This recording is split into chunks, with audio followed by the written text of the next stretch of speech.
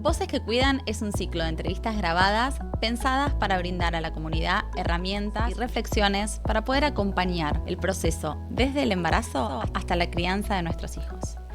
Hola, bienvenidos a un nuevo episodio de Voces que Cuidan. Hoy estamos con la doctora Agustina Salambri, médica pediatra, consultora en sueño infantil. Hola, Agus. Hola, Romy, ¿cómo estás? Bienvenida. Muchas gracias por invitarme. Gracias por estar acá. Vamos a estar hablando de sueño infantil. Por supuesto, el tema que nos convoca. El tema que nos convoca.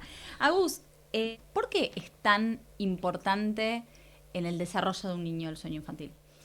Bueno, a ver, el sueño infantil cumple una función vital en el organismo, o sea, no solo en los niños, también en los adultos, ¿sí?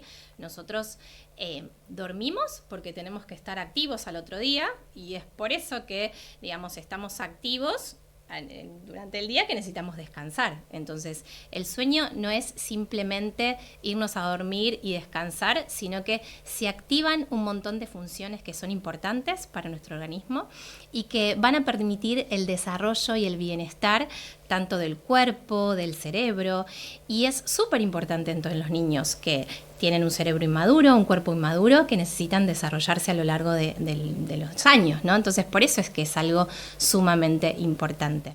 Y sobre todo, esto de durante la primera etapa, ¿no?, de vida, el sueño, ¿cómo es el sueño de un bebé?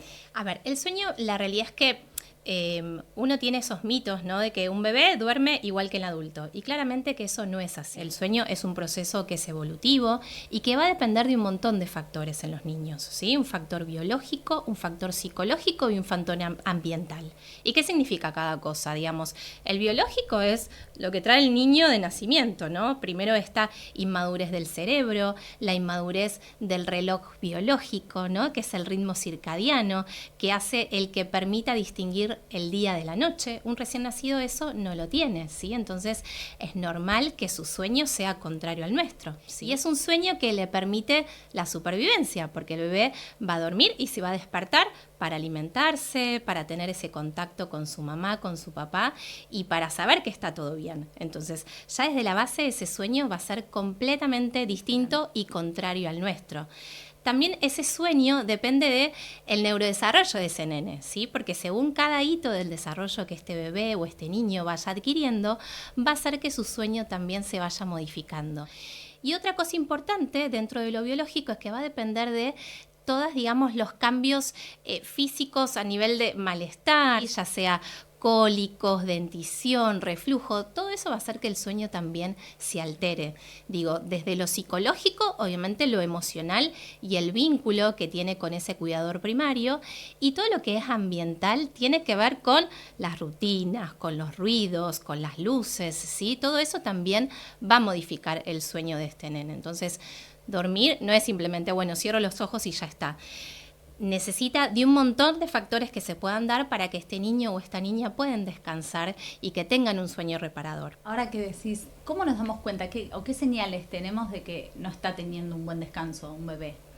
La realidad es que, a ver, nosotros los adultos, según cómo nos despertamos en el día, ¿no?, y nuestro estado de ánimo, va a reflejar un poco de cómo fue nuestra noche, ¿no? En el niño pasa absolutamente lo mismo, ¿sí? Va a tener distintas señales que va a hacer que este sueño no sea obviamente reparador, ¿sí? Desde, por ejemplo, que le cueste levantarse a la mañana, un niño que tal vez durante el día está como muy fastidioso, muy irritable, o por el contrario, que necesite contención todo el tiempo, ¿sí? En los niños o niñas más grandes son niños que tienen un bajo rendimiento escolar, que están todo el día cansados. Es muy común la consulta que tienen: doctora, se la pasa cansado, está tirado, no quiere hacer nada, ¿sí? Y son niños que, bueno, que va a alterar en lo que es su memoria, ¿sí? Bueno, esto que hablamos de rendimiento escolar.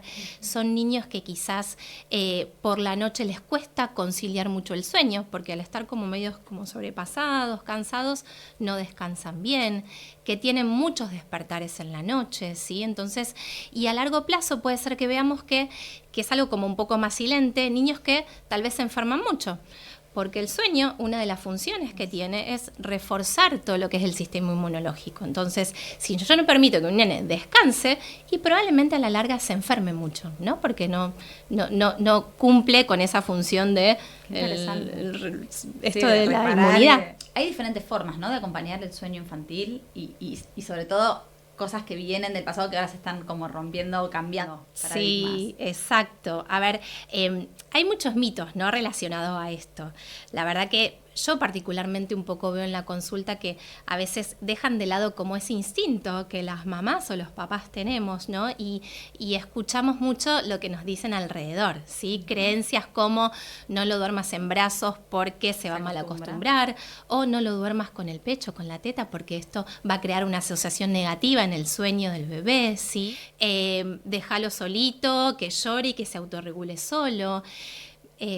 No hagas colecho, porque si no, no lo sacas nunca más de tu cama. Típico. ¿Sí? Lo seguimos escuchando. Eso es muy típica.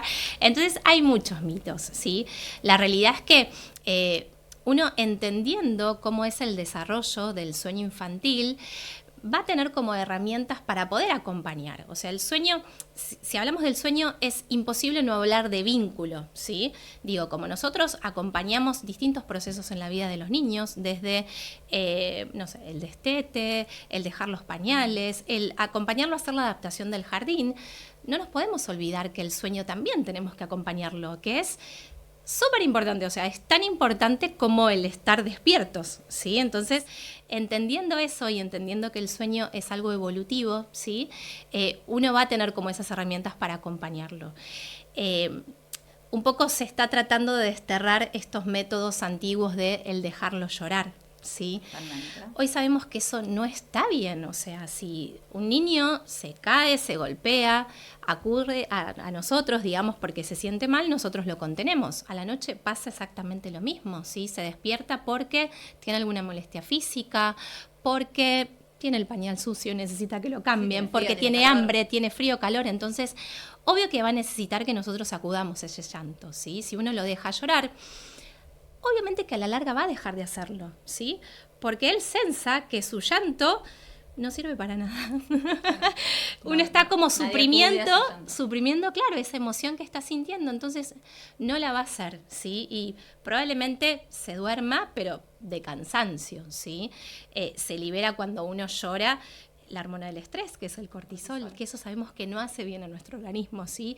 Y que encima no deja tampoco que descanse bien ese bebé. Entonces, estos métodos antiguos del dejarlo llorar, la verdad que no son buenos, y esto es importante que nosotros estemos ahí para ese niño, esa niña, y que sigamos acompañando desde el amor y desde el respeto, ¿sí? Totalmente. ¿Y cuáles son, cuando vos en consulta y cuáles son tus lineamientos o qué tips les das a las mamás? No te digo que nos cuentes todo porque sería un montón, pero para poder acompañar esto, si el bebé llora a la noche y viene y te dice lloró 10 veces, ¿qué hago? ¿Qué sugerís vos? Contenerlo, obviamente, eso es sumamente importante, ¿sí?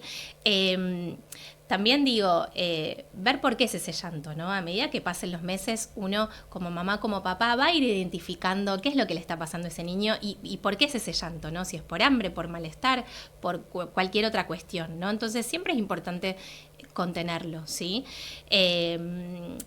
Digamos, yo siempre les hablo a los papás de tratar de hacer como mínimos cambios en lo que es la cotidianidad, ¿no?, de la familia, ¿sí? Entendiendo que es un proceso evolutivo, que los niños necesitan rutinas, ¿no? Eso te iba a preguntar. ¿Es verdad que tenemos que hacer ciertas rutinas y que les sirven? Sí, es sumamente importante. A ver, las rutinas son distintas acciones que hacemos todos los días, ¿sí?, que a la larga uno le incorpora como un hábito, ¿sí? Uh-huh. Nos va a permitir, en realidad le permite al niño, primero organizarnos a nosotros, sí, seguro, porque es importantísimo, y demostrarle al niño lo que viene después, ¿no? Como anticiparle. Esto es una manera de tratar de que el descanso sea algo, bueno, que vaya evolucionando y que tenga ganas de dormir por la noche, ¿no? Entonces las rutinas, obviamente que sí, son sumamente importantes, que no tienen que ser rígidas, ¿sí? Pueden ser rutinas flexibles, digo, un día lo puedo acostar media hora más tarde y no va a pasar nada, ¿sí? Y esto le va a permitir al niño o niña esto de saber qué viene después, no tener como esa ansiedad del, bueno, ¿y ahora qué ¿qué tengo que hacer? ¿Sí? No entiendo qué está pasando.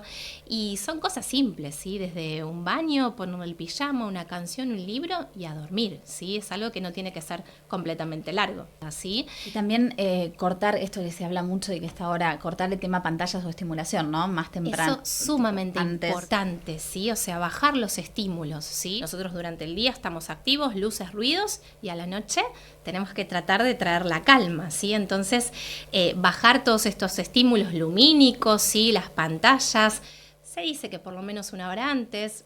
La verdad es que hoy en día sabemos que, bueno, la Sociedad Española de Pediatría ha cambiado un poco el consenso de las pantallas, y la verdad que pantalla cero hasta los 6 años, ¿sí? Pero bueno, en la medida que se pueda, si hay pantallas, tratar de que apagarlas una hora antes. Esto de las luces tenues, ¿sí? Y que los juegos que uno tiene a la noche no sean juegos que estimulen al niño, ¿sí? A ver, uno obviamente que trabaja mucho tiempo, llega a casa cansado, tal vez no vio a sus hijos en todo el día y a la noche queremos jugar, ¿no? Y estar con ellos. Pero bueno, elijamos juegos que sean tranquilos, ¿sí? Porque si yo me voy a poner a saltar en la cama, y bueno, no, eso va a hacer que el niño después no se quiere ir a dormir. Bajar, ¿sí? la Entonces, revolución. hay que bajar las revoluciones, obviamente que eso es importante. Y otra cosa también importante que ayuda a esto, ¿no? A poder identificar el día de la noche, es tener momentos en el día que estemos al aire libre, ¿sí? O sea, el sol ayuda muchísimo a regular todo lo que es este ciclo circadiano que yo te hablaba antes, ¿sí? Esto del día y la noche. Entonces, es importante que los niños tengan ese momentito al aire libre antes de comenzar con lo que es la rutina de la noche.